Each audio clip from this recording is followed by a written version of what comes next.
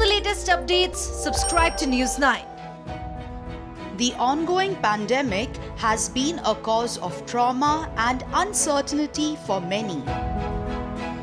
Many people are facing an unprecedented and extreme change in lifestyle, which has led to anxiety. Anxiety and fear can breed several low energy and negative emotions, which are detrimental to physical and mental well-being. The present times pose unknown situations for many, and anxiety thrives on the unknown. Depression and anxiety go hand in hand. Keeping a positive frame of mind while the world around you is gripped in negativity and despair is not an easy task. With a few hacks and mindfulness, one can stay cheerful and sail through the current times.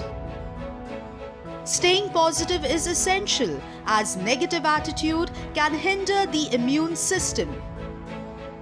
Focusing on external factors like the growing COVID-19 cases, suffering economy, lack of cure will do no good for your mental well-being. It is not advisable to focus on all the things beyond your control. Rather, focus on things you can control, like hygiene, sanitizing, social distancing, etc. It is important to stay up to date with the latest developments and key recommendations by organizations like the World Health Organization and local government bodies.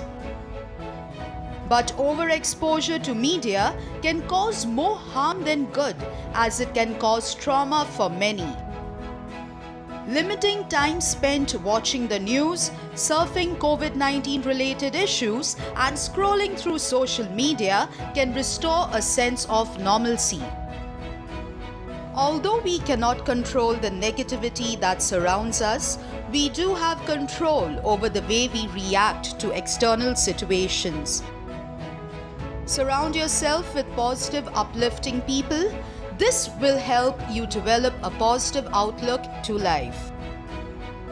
Being around positive people will also help you beat negative thoughts and low moods.